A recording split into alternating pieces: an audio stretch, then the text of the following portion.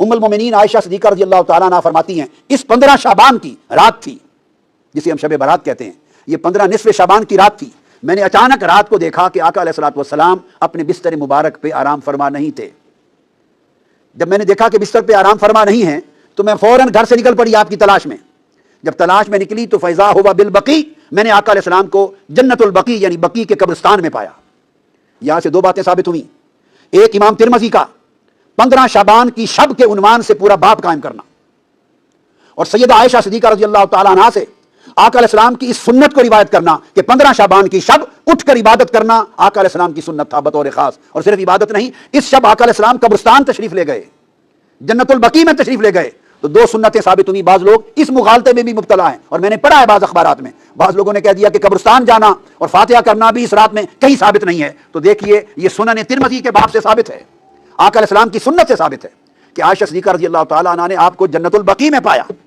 और जब आप उनके पास पहुंची तो आका अलैहिस्सलाम ने फरमाया, अकुन्ति तख़ाफ़ीना अन यहीफ़ल्लाह अलैकि व रसूलुहु, ए आयशा सिद्दीक़ा रज़ियल्लाहु ताला अन्हा, दौड़ती दौड़ती मुझे तलाश करने के लिए आई हो, तुम्हारा क्या ख्याल है अल्लाह और अल्लाह का रसूल तुम्हारी हक तलफी करेगा? उन्होंने जब अर्ज़ किया, या रसूलल्लाह, मुझे ये गुमान गुजरा कि शायद आप किसी ज़ौजा मुतहरा के यहाँ तशरीफ न ले गए हों। तो इस पर आका अलैहिस्सलाम ने फरमाया, नहीं, बात यह है आयशा, फ़क़ाल इन्नल्लाह अज़्ज़ा वजल यंज़िलु लैलतन निस्फ़ मिन शाबान, कि जब शाबान की 15वीं की रात आती है तो अल्लाह तबारक व तआला इला समाए दुनिया, आसमान दुनिया की तरफ एक खास शान के साथ नाजिल हो जाता है। अब आप देखिए, यूं तो आसमान दुनिया की तरफ हर रात के पिछले पैर नाजिल होता है, तो जब निस्फ़ शाबान की रात की तखसीस फरमाई तो इसका मतलब है इस रात किसी और शान के साथ, बड़ी अजीम मग़फ़िरत के ऐलान के साथ, अजीम रहमतों के ऐलान के साथ, अजीम अता और सखा के ऐलान के साथ उतर आता है। फ़यग़फ़िरु लिअक्सर मिन अदद शअर ग़नम कल्ब, तो एक कबीले का जिक्र किया जिनके पास बहुत बकरियां होती थी। फरमाया, वो कबीला जिसके पास दुनिया में सबसे ज्यादा बकरियां हैं, उन बकरियों के ऊपर जितने बाल हैं उन बालों से भी बढ़कर इस रात अल्लाह मेरी उम्मत की बख्शिश फरमा देता है। इसलिए इसको शब बारात कहते हैं कि इस रात दोज़ख से आजादी होती है, बारात होती है, बख्शिश का अल्लाह की तरफ से ऐलान होता है। 5 ज़ईफ़ुल इस्नाद अहादीस शब बारात के हवाले से और एक सही सनद के साथ जो कौल है एक ताबी का, मैं वो बयान करूंगा, लेकिन उसकी डिटेल में जाने से पहले आप एक दफा दुरूशी पढ़ लीजिए। अल्लाहुम्मा सल्ली अला मुहम्मद व अला आलि मुहम्मद कमा सल्लैता अला इब्राहीम व अला आलि इब्राहीम इन्नका हमीदुम मजीद। अल्लाहुम्मा बारिक अला मुहम्मद व अला आलि मुहम्मद कमा बारकता अला इब्राहीम व अला आलि इब्राहीम इन्नका हमीदुम मजीद। 15 शाबान की रात, जिसे उर्फ़ आम में शब बारात कहा जाता है, छुटकारे की रात। हालांकि ये छुटकारे की रात दरअसल हकीकत में जो कुरान की रूह से छुटकारे की रात है और तकदीर के फैसलों की रात है, वो रमजान के आखिरी अशरे की ताक रातों में से एक रात है। मैं इंशाअल्लाह उस पर अहादीस भी बयान कर दूंगा। बहरहाल ये 5 अहादीस पब्लिक में मशहूर हैं, 5 की 5 ज़ईफ़ हैं। सुन लीजिए, पहली हदीस जामिया तिरमिज़ी और सुनन इब्न माजा से है, मिशकात में है 1299, बड़ी मशहूर हदीस है। अम्मा आयशा रज़ियल्लाहु ताला अन्हा कहती हैं, आप सल्लल्लाहु अलैहि वसल्लम को मैंने एक रात बिस्तर पे नहीं पाया, तो मैं आपको ढूंढते हुए निकली तो आप सल्लल्लाहु अलैहि वसल्लम बकी गरकत तशरीफ ले गए थे, बकी कब्रिस्तान में, और आप सल्लल्लाहु अलैहि वसल्लम ने वहां पर यानी दुआ फरमाई। और अम्मा आयशा कहती हैं कि मैं आप सल्लल्लाहु अलैहि वसल्लम से पहले ही वापस आ गई, तो आप सल्लल्लाहु अलैहि वसल्लम ने मुझसे मुखातिब होकर फरमाया कि क्या तुमने ये गुमान किया था कि अल्लाह और उसका रसूल तुमसे ख़यानत करेंगे? यानी सांस फूला हुआ था तो आपको पता चल गया कि ये मेरे पीछे आई थी, यानी मुराद ये कि तुम ये समझी कि मैं किसी और ज़ौजा के पास चली गई। और वही अम्मा आयशा ने कहा कि हाँ, मैं यही समझी थी। तो आपने फरमाया, ये बेशक निस्फ़ शाबान की रात है, यानी 15वीं रात है शाबान की, 14 और 15 की दरमियानी रात। इस रात अल्लाह ताला आसमान दुनिया पर नुज़ूल फरमाता है जैसा कि उसकी शान के लायक है, और बनी कल्ब की बकरियों के बालों से भी ज्यादा लोगों की मग़फ़िरत कर देता है। लेकिन यह रवायत है ज़ईफ़। डॉक्टर तारुल कादरी साहब ये रवायत पढ़ते पढ़ते ठटक गए, क्योंकि उसके आगे लिखा था इमाम तिरमिज़ी ने कि रवायत ही जाली है। लेकिन ये उलमा इतने बेशर्म हैं और बिल्कुल ख्याल नहीं करते हैं कि आधी हदीसें पढ़ते हैं, और चले कोई जाहिल हो तो हम उसको बेनिफिट ऑफ डाउट दे सकते हैं, लेकिन अगर कोई आलिम इस तरह की काम करेगा तो उसको तो फिर हम नहीं छोड़ेंगे। उम्मुल-मोमिनीन आयशा सिद्दीक़ा रज़ियल्लाहु ताला अन्हा फरमाती हैं, इस 15 शाबान की रात थी जिसे हम शब बारात कहते हैं, ये 15 निस्फ़ शाबान की रात थी। मैंने अचानक रात को देखा कि आका अलैहिस्सलातु वस्सलाम अपने बिस्तर मुबारक पे आराम फरमा नहीं थे। जब मैंने देखा कि बिस्तर पे आराम फरमा नहीं है तो मैं फ़ौरन घर से निकल पड़ी आपकी तलाश में। جب تلاش میں نکلی تو فیضا ہوا بالبقی، میں نے آقا علیہ السلام کو جنت البقی یعنی بقی کے قبرستان میں پایا۔ یہاں سے دو باتیں ثابت ہوئی، ایک امام ترمذی کا 15 شعبان کی شب کے عنوان سے پورا باب قائم کرنا، اور سیدہ عائشہ صدیقہ رضی اللہ تعالیٰ عنہا سے آقا علیہ السلام کی اس سنت کو روایت کرنا کہ 15 شعبان کی شب اٹھ کر عبادت کرنا آقا علیہ السلام کی سنت تھا بطور خاص۔ اور صرف عبادت نہیں، اس شب آقا علیہ السلام قبرستان تشریف لے گئے، جنت البقی میں تشریف لے گئے، تو دو سنتیں ثابت ہوئی۔ بعض لوگ اس مغالطے میں بھی مبتلا ہیں، اور میں نے پڑھا ہے بعض اخبارات میں بعض لوگوں نے کہہ دیا کہ قبرستان جانا اور فاتحہ کرنا بھی اس رات میں کہیں ثابت نہیں ہے۔ تو دیکھیے یہ سنن ترمذی کے باب سے ثابت ہے، آقا علیہ السلام کی سنت سے ثابت ہے کہ عائشہ صدیقہ رضی اللہ تعالیٰ عنہا نے آپ کو جنت البقی میں پایا، اور جب آپ ان کے پاس پہنچی تو آقا علیہ السلام نے فرمایا اکنت تخافین ان یحیف اللہ علیک ورسولہ، اے عائشہ صدیقہ رضی اللہ تعالیٰ عنہ، دوڑتی دوڑتی مجھے تلاش کرنے کے لیے آئی ہو، تمہارا کیا خیال ہے اللہ اور اللہ کا رسول تمہاری حق تلفی کرے گا؟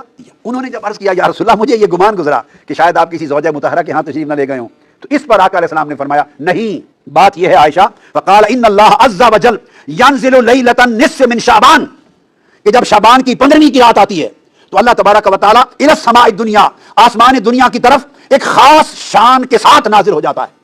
اب آپ دیکھیے یوں تو آسمان دنیا کی طرف ہر رات کے پچھلے پیر نازل ہوتا ہے، تو جب نصف شعبان کی رات کی تخصیص فرمائی تو اس کا مطلب ہے اس رات کسی اور شان کے ساتھ، بڑی عظیم مغفرت کے اعلان کے ساتھ، عظیم رحمتوں کے اعلان کے ساتھ، عظیم عطا اور سخا کے اعلان کے ساتھ اتر آتا ہے فَيَغْفِرُ لِأَكْثَرَ مِنْ عَدَدِ شَعْرِ غَنَمِ كَلْبٍ، تو ایک قبیلے کا ذکر کیا جن کے پاس بہت بکریاں ہوتی تھی، فرمایا وہ قبیلہ جس کے پاس دنیا میں سب سے زیادہ بکریاں ہیں، ان بکریوں کے اوپر جتنے بال ہیں ان بالوں سے بھی بڑھ کر اس رات اللہ میری امت کی بخشش فرما دیتا ہے۔ اس لیے اس کو شب برات کہتے ہیں کہ اس رات دوزخ سے آزادی ہوتی ہے، برات ہوتی ہے، بخشش کا اللہ کی طرف سے اعلان ہوتا ہے۔ یہ بے شرمی کی انتہا ہے اور علمی خیانت کی انتہا ہے۔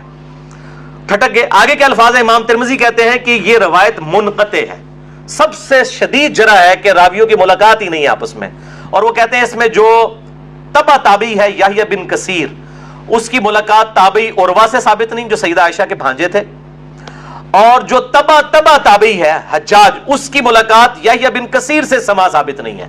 اور پھر ساتھ امام ترمذی نے لکھا کہ میں نے اپنے استاد امام بخاری رحمہ اللہ تعالی جنہوں نے صحیح بخاری لکھی ہے ان سے جب اس حدیث کے بارے میں پوچھا تو انہوں نے بھی کہا یہ حدیث صحیح نہیں ہے، یہ حدیث ضعیف ہے، اور یہ سارے سکم انہوں نے بتائے۔ البتہ ایک حدیث ہے صحیح مسلم میں 2256 جس میں رات کا تو ذکر نہیں کہ یہ کون سی تھی، بہرحال یہ الفاظ موجود ہیں صحیح مسلم 2256 کہ آپ صلی اللہ علیہ وسلم ایک دفعہ رات کو اٹھ کے قبرستان بقیع غرقد چلے گئے، 3 دفعہ یوں ہاتھ اٹھا کر آپ نے دعا کی، بڑی لمبی دعا کی، اما عائشہ بھی پیچھے پہنچی، اور پھر بعد میں پہلے ہی وہ آگے اپنے بسترے پہ سانس بھولا ہوا تھا، آپ نے فرمایا کہ تو میرے پیچھے آئی تھی، تو نے کیا سمجھا اللہ اور اس کا رسول خیانت کریں گے، سیم وہی الفاظ ہیں۔ پھر آپ نے فرمایا کہ جب تم سوئی ہوئی تھی، لیٹی ہوئی تھی، میں نے گمان کیا کہ تم سو گئی ہو، میرے پاس جبرائیل آئے تھے، انہوں نے مجھے اللہ کا پیغام دیا کہ جا کر بقیع غرقد میں جو دفن ہیں مسلمان ان کے لیے دعائے مغفرت کریں، تو میں ان کی دعائے مغفرت کے لیے بقیع غرقد قبرستان میں ہے، اور 3 دفعہ ہاتھ اٹھا کے دعا کی۔ اس سے یہ بھی بات پتہ چلی کہ بعض جو سلفی علماء کا یہ موقف ہے کہ قبر کے سامنے ہاتھ اٹھا کے دعا نہیں کر سکتے، وہ بالکل باطل ہے۔ قبر کے سامنے ہاتھ اٹھا کے دعا کر سکتے ہیں، اور اس میں یہ نہیں ہے کہ وہ قبر والے سے مانگ رہے ہیں، وہ آپ اللہ ہی سے مانگ رہے ہیں۔ نبی صلی اللہ علیہ وسلم نے بقیع غرقد قبرستان میں 3 دفعہ ہاتھ اٹھا کے دعا کی، صحیح مسلم 2256، بلکہ المستدرک للحاکم میں موجود ہے کہ تمہارا رب حیا فرماتا ہے اس شخص سے جو ہاتھ اٹھا کے دعا کرے کہ اسے محروم لوٹائے۔ ہاتھ اٹھا کے دعا کرنا یہ افضل عمل ہے، اور آپ ہر دعا کے لیے، ایون نماز کے بعد بھی آپ اجتماعی دعا کی بات نہیں کر رہا، الگ سے جو آپ دعا ہاتھ اٹھا کے کریں تو زیادہ بہتر ہے، نہ بھی اٹھائیں تب بھی ٹھیک ہے۔ ہم ٹائلٹ میں جاتے وقت ہاتھ اٹھا کے دعا کرنے تو نہیں جاتے، کر کے جاتے، یا بسم اللہ جو ہم پڑھتے ہیں کھانے سے پہلے ہاتھ اٹھا کے تو نہیں، دونوں طریقے سے بہتر ہے کہ آپ ہاتھ اٹھا کے کریں، اس سے بغیر بھی بالکل ثابت ہے۔ دیکھ لیں میں ساتھ کتنے چھوٹے چھوٹے مسائل بتا دیتا ہوں، اور یہی جو مسلم کی حدیث ہے 2256 اسی میں وہ دعا ہے، السلام علیکم اہل الدیار من المؤمنین والمسلمین وانا انشاءاللہ بکم للاحقون نسأل اللہ لنا ولکم العافیہ، جو قبرستان جانے کی دعا ہے کہ اے اس قبرستان کے رہنے والے مسلمان مرد و عورت، مومنین مرد و عورت، ہم تم پر سلامتی بھیجتے ہیں، اور ہم تم سے اللہ کے حضور جو ہے وہ عافیت کا سوال کرتے ہیں، بے شک ہم بھی مر کے تمہارے پاس آنے والے ہیں، اپنے لیے بھی اور تمہارے لیے بھی اللہ کے حضور ہم عافیت کا سوال کرتے ہیں۔ دوسری حدیث شعب الایمان امام بیہقی کی کتاب میں ہے 1305، مشکات کے اندر اس کا نمبر ہے، اور یہ ویسے پرائمری کتاب ہے امام بیہقی کی شعب الایمان۔ اما عائشہ کہتی ہیں کہ 15 شعبان کی رات تھی، اس کے بارے میں آپ صلی اللہ علیہ وآلہ وسلم نے فرمایا کہ 15ویں رات کو اس سال پیدا ہونے والے اور اس سال فوت ہونے والوں کے نام لکھ دیے جاتے ہیں، اسی رات اعمال اوپر چڑھتے ہیں اور لوگوں کا رزق بھی لکھ دیا جاتا ہے۔ یہ سارے فضائل قرآن کے اندر سورہ القدر سورت نمبر 97 میں تقدیر کے فیصلے کی رات اور سورہ الدخان کے اندر شب قدر کے بارے میں آئے ہیں۔ اور میرا اصول یہ ہے کہ اگر کوئی حدیث جس کو محدثین بھی ضعیف کہہ رہے ہوں اور وہ قرآن سے بھی ٹکرا رہی ہو تو اس کو ریجیکٹ کرنا بالکل آسان کام ہے۔ اس حوالے سے وہ حدیث بھی میں انشاءاللہ بعد میں بتا دیتا ہوں۔ تو یہ روایت بھی منقطع ہے، اس میں ابن حارث جو تابعی ہے اس کی سیدہ عائشہ سے کوئی ملاقات ثابت نہیں ہے، یہ منقطع روایت ہے۔ اور دوسرے طریق میں ابن کثیر العبدی ضعیف راوی ہے۔ البتہ جو شعبان میں اعمال اللہ کے حضور چڑھائے جاتے ہیں وہ حدیث ٹھیک ہے، سنن نسائی 2359 جو ہم آلریڈی ڈسکس کر چکے ہیں۔ تیسری حدیث سنن ابن ماجہ سے ہے 1306 مشکات کے اندر اس کا نمبر ہے، اور اس حدیث کو وہ ضعیف جمع ضعیف برابر ہے حسن کا فارمولہ لگا کے شیخ البانی نے صحیح کہا ہوا ہے۔ اور اس میں مجھے ایک لطیفہ بھی ضمناً یاد آ گیا، آج سے کئی سال پہلے اسلام آباد میں ایک اہل حدیث عالم جو ہے وہ بریلویوں پہ گرج رہے تھے، یہ بدعت ہے اس رات میں عبادت کرنا، کوئی ثابت نہیں، کوئی حدیث نہیں۔ تو میں نے ان کو ایک چٹ لکھ کے بھیجی کہ آپ کے جو روحانی ابا جان ہے محدث اعظم سعودیہ شیخ ناصر الدین البانی، انہوں نے تو یہ سنن ابن ماجہ کی روایت کو جو مشکات میں 1306 ہے اس کو تو صحیح کہا ہوا ہے، تو مہربانی کر کے یہ جتنا غصہ ہے یہ البانی پہ بھی نکالیں آپ۔ تو اگر آپ کہتے ہیں اس کی اجتہادی غلطی ہے تو ان بیچاروں کو بھی اجتہادی غلطی کہہ کے چھوڑ دیں، یعنی آپ نے دوگلی پالیسی کیوں رکھی ہے؟ یا کم از کم پبلک کو بتائیں تو صحیح۔ لے جی بے شرمی کی انتہا، اس بندے نے چٹ بھی پڑھی ہے لیکن بیان نہیں کیا۔ اپنے بابے سب کو پیارے ہیں، ہمارا بابا ہمیں پیارا تو وہی صاحب ہے، بابے سب کو پیارے ہیں۔ یہ بابوں کا فتنہ بڑا خطرناک ہے، چاہے وہ کسی بھی شکل میں نکل آئے۔ تو یہ مجھے ضمناً بات یاد آ گئی اسی حدیث کے حوالے سے۔ ابو موسیٰ اشعری رضی اللہ تعالیٰ عنہ کہتے ہیں کہ نبی صلی اللہ علیہ وسلم نے فرمایا، بے شک اللہ تعالیٰ شعبان کی 15ویں رات اپنے بندوں پر خصوصی توجہ فرماتا ہے اور تمام مخلوق کو بخش دیتا ہے سوائے نمبر 1 مشرک کے اور نمبر 2 کینہ رکھنے والے کے۔ یہ انتہائی سخت ضعیف روایت ہے اور اس میں کئی حکم ہیں۔ نمبر 1 زبیر بن مسلم اور عبد الرحمن مجہول راوی ہیں، ان نون راوی ہیں، جن کا کوئی یعنی لاپتہ راوی ہیں، جن کا کوئی تعارف نہیں ہے۔ دوسرا ابن لہیہ اور ولید بن مسلم، یہ دونوں مدلس ہیں اور ان سے روایت کر رہے ہیں اور سما کی تصریح کوئی نہیں ہے۔ اور شیخ زبیر صاحب نے مشکات 1306 کے فٹ نوٹ پہ لکھا کہ اس کی جو سند ہے یہ ظلمات میں ڈوبی ہوئی ہے، یعنی کسی صورت ہی حسن درجے تک نہیں پہنچتی ہے، یہ تو ضعیف میں بھی سخت ترین ضعیف روایت ہے۔ اور اس میں پھر اب وہ 11,000 وولٹ والی روایت یہاں پہ بیان کر دوں جو کہتے ہیں ہم صحیح اور ضعیف کا فرق نہیں کرتے، اور میری مجبوری ہے اس کے بغیر یہ دماغ میں ڈرل نہیں ہوتا یہ روایت میں بیان نہ کروں تو۔ مشکات میں ہے 4902 مسند احمد اور امام بخاری کی الادب المفرد کے حوالے سے۔ امام بخاری کی بھی ساری حدیثیں صحیح نہیں ہیں، صرف صحیح بخاری کی روایتیں صحیح ہیں، الادب المفرد میں یہ ضعیف روایت ہے۔ اور اگر ہم ڈاکٹر طارق قاضی صاحب کہتے ہیں ہم امام حنیفہ کے مقلد ہیں، آپ بخاری کے مقلد ہیں، اگر ہم بخاری کے مقلد ہوتے اس روایت کو صحیح مانیں۔ مشکات میں 4902 ہے کہ جو شخص اپنے جہلی نسب پر فخر کرے تو اس کو پھر تم کہو کہ تم اپنے جہلی نسب پہ فخر کرتے ہو، اسے کہو کہ اپنے باپ کی شرمگاہ کاٹ کے اپنے منہ میں رکھ لے، نعوذ باللہ من ذالک۔ اور یہ بات اس سے کنایے سے نہ کرو، ڈائریکٹ کرو۔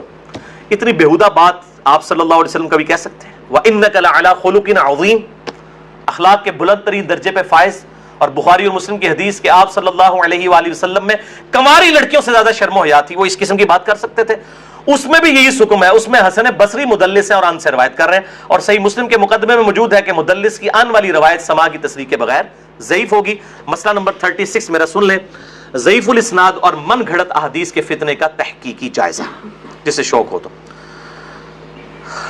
تو یہ میں نے الزامی جواب پھکی کے طور پہ یہ اینٹی وانم دیا تھا یہ والی روایت۔ چوتھی حدیث مسند احمد سے ہے، مشکات میں ہے 1307 عبداللہ ابن عمر بن عاص، سیم الفاظ ہیں وہی کہ 15ویں رات کو سب کی مغفرت ہو جاتی ہے، لیکن اس میں الفاظ ہیں سوائے خودکشی کرنے والے کے اور کینہ رکھنے والے کے۔ لیکن اس میں ابن لہیہ جو ہے وہ مدلس، اس میں تو نہیں ہے، ویسے وہ مدلس راوی ہیں، لیکن اس میں ان کی روایت اختلاط کے بعد کی ہے، یعنی جب ان کا حافظہ بگڑ گیا تھا۔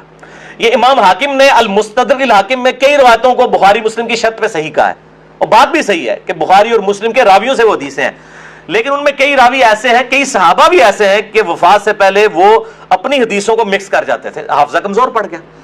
تو اگر راوی ثقہ ہو, بعد میں اس کا حافظہ بگڑ جائے, تو اس کے حافظہ بگڑنے سے پہلی والی روایتیں جو ہوں گی وہ صحیح ہوں گی, بعد والی ضعیف ہوں گی. یہ بعد والی ہے کیوں؟ جو راوی ان سے یہ روایت بیان کر رہا ہے اس کی ملاقات ان کا حافظہ بگڑنے کے بعد ہوئی ہے, وہ پہلے کا راوی نہیں ہے. اسی وجہ سے امام حاکم کی کئی روایتیں جن کو وہ بخاری اور مسلم کی شرط پہ صحیح کہتے ہیں وہ ضعیف ہو جاتی ہیں. یہ میں آپ کو ٹیکنیکل پوائنٹ بتا رہا ہوں.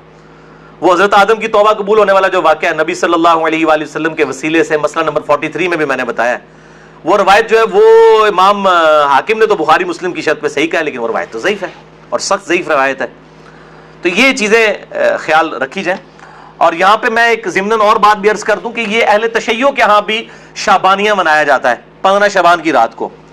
وہ شب برات نہیں منا رہے ہوتے ہیں, وہ امام محمد بن حسن عسکری کا یوم ولادت مناتے ہیں.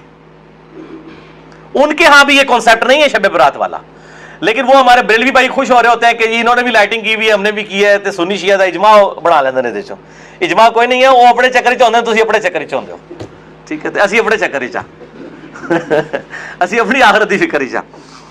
تو وہ امام محمد بن حسن عسکری کا یوم ولادت. 5ویں حدیث سنن ابن ماجہ سے ہے, مشکات میں 1308. مولا علی رضی اللہ تعالیٰ عنہ علیہ السلام سے ہے کہ جب شعبان کی 15ویں رات ہو تو آپ صلی اللہ علیہ وسلم نے فرمایا دن کا قیام کرو, رات کا قیام کرو, دن کا روزہ رکھو. اب دن کا روزہ الگ سے صحیح مسلم وہ 45 نمبر حدیث تھی اس سے ثابت ہے, اس کی وجہ سے میں نہیں, وہ الگ سے, کیونکہ غروب آفتاب سے طلوع فجر تک آسمان دنیا پر اللہ تعالیٰ نزول فرماتا ہے اور کہتا ہے کوئی مغفرت کا طالب کہ میں اسے بخش دوں, ہے کوئی رزق مانگنے والا کہ میں اسے عطا کروں, ہے کوئی عافیت چاہنے والا کہ اسے عافیت دوں. اور یہ سلسلہ طلوع فجر تک حتی مطلع الفجر, وہ جو سورہ قدر میں شب قدر کے بارے میں آتا ہے, یہ وہی الفاظ ہیں. یہ روزانہ ہوتا ہے, تہائی رات آخری جب رہ جاتی ہے. بخاری مسلم کے حوالے سے میں حدیث بیان کر چکا ہوں. تو 15 شعبان کا روزہ جو ہے وہ معاملہ بالکل الگ ہے. اس حوالے سے اور کئی روایتیں ہیں. شیخ زبیر علی رحمہ اللہ تعالیٰ نے ایک پورا مضمون لکھا تھا جو مقالات کی پہلی جلد کے اندر وہ مضمون موجود ہے, جسے شوق ہے تو وہ پڑھ سکتا ہے. 14-15 صفحوں کا مضمون ہے جس میں انہوں نے یہ ساری بحثیں اس کی ضعیف روایتوں کے حوالے سے کی ہیں, اور انہوں نے ہی ایک صحیح قول بھی ایک تابعی کا لکھا. لیکن چونکہ تابعی کا قول مقطوع ہوتا ہے اور تابعی اگر کوئی غیب کی بات کرے گا تو وہ ضروری نہیں کسی صحابی سے سنی ہو, وہ کسی دوسرے تابعی سے بھی سن سکتا ہے. صحابی کی غیبی خبر جو ہے نا بیان کی ہوئی وہ امپلائڈ ہے کہ نبی صلی اللہ علیہ وآلہ وسلم سے سنی ہے. صحابی کی جو مرسل ہے وہ ایکسیپٹیبل ہے, اسے ہم موقوف روایت کہتے ہیں. تابعی کی مرسل ایکسیپٹیبل نہیں, اس کو ہم مقطوع کہتے ہیں. یہ غیبی خبر سے متعلق ہے, لیکن یہ تابعی تک قول ثابت ہے. اس کا مطلب یہ ہوا کہ اس زمانے میں بھی یہ مسئلہ موجود تھا. مکحول تابعی ہیں شام کے, یہ مشہور تابعی ہیں, اور ان کے بارے میں مشہور ہے کہ اکثر مرسل روایتیں چھوٹے ہوئے واسطوں والی بیان کرتے تھے. شعب الایمان امام بیہقی کی کتاب میں انٹرنیشنل نمبر کے مطابق 3671 نمبر یہ روایت ہے. وہ کہتے ہیں کہ 15ویں شعبان کو اللہ تعالیٰ زمین والوں کی طرف متوجہ ہوتا ہے 15ویں شعبان کی رات کو, اور کافر اور کینہ رکھنے والے کے سوا سب کو بخش دیتا ہے. اب یہ روایتیں اتنی زیادہ ہیں کہ اس کی وجہ سے بعض اہل حدیث علماء کا بھی یہ موقف ہے کہ کچھ نہ کچھ اس کی اصل موجود ہے. اکثر تو نہیں مانتے, لیکن کچھ اہل حدیث علماء بھی مانتے ہیں, اور دیوبند بریلوی تو ویسے ہی مانتے ہیں. اور میرا موقف شروع سے جو تھا وہی ہے کہ میں ہمیشہ فتویٰ نہیں لگاتا, خود کرتا نہیں ہوں, کسی پہ فتویٰ نہیں لگاتا. میرا مسئلہ نمبر 44 پرانا بھی سن لیں, اور اب یہ نیا بھی آج ریکارڈ ہو رہا ہے. میرا موقف وہی تھا 5 سال پہلے بھی, اور باقی میں خود کیوں نہیں کرتا, جب تک کوئی چیز اتھینٹیکیٹ نہ ہو جائے تو نہیں کرنی چاہیے. یہ اکثر کہتے ہیں نیکی کا کام ہے, خیر ہے کرنے دو جی. لوگ سال کے بعد اگر کوئی نکلی ہے عبادت کے لیے, تو میرے بھائی سال کے بعد لوگ عید کی نماز کے لیے نکلتے ہیں, تو آپ عید کی اذان کیوں نہیں دیتے ہیں لوگوں کو بلانے کے لیے؟ نہیں جی ثابت نہیں ہے, تو کیا ثابت نہ ہوئی تو کیا ہوا, گناہ کا کام تو نہیں ہے, دے دیا کریں اذان. سال بعد لوگوں نے عید پڑھنے کے لیے نکلنا ہوتا ہے. پکیجے الزامی جواب, اینٹی وینم, لاجیکل آنسر. تو کہیں گے نہیں جی ثابت نہیں. بھئی آپ کا تو فارمولا تھا, ثابت ہو یا نہ ہو, نیکی کا کام ہے تو کر لیں. تو عید کی اذان دے دیں, جنازے کی اذان دے دیں, کیوں نہیں دیتے؟ کہتے ہیں جی نبی صلی اللہ علیہ وآلہ وسلم سے ثابت نہیں. ہم بھی یہی کہہ رہے ہیں. اور پھر اس حدیث کو بھی یاد کر لیں جو صحیح مسلم میں 2684 اور مشکات میں 2052 ہے کہ آپ صلی اللہ علیہ وآلہ وسلم نے جمعے کے دن کو اور جمعے کی رات یعنی شب جمعہ کو قیام کے لیے مخصوص کر لینا, یعنی میں نے صرف یہ اسی میں ہی قیام کرنا ہے, اس سے منع فرمایا ہے. اور الا یہ کہ کسی کے روزے پہلے سے چلتے آ رہے ہوں یا کوئی پرٹیکولر روزہ آ جائے جس طرح 10 محرم کا روزہ آ گیا یا یوم عرفہ کا، وہ رکھ سکتا ہے، اس کے علاوہ نہیں. اور بیسیکلی مقصد تھا مخالفت یہود و نصارہ کی. یہودیوں نے ہفتے کے دن کو مخصوص کیا اور عیسائیوں نے اتوار کو، تو کہیں مسلمان جمعہ ہی نہ پھاڑ لین خالی، اور پھر بھی مسلمان بعض نہیں ہے انہوں نے جمعہ پھاڑ لیا ہے، خیال ہونا پھر بھی کوئی نہیں کیا. وَلِعَوْذُ بِاللَّهِ تَعَالَى.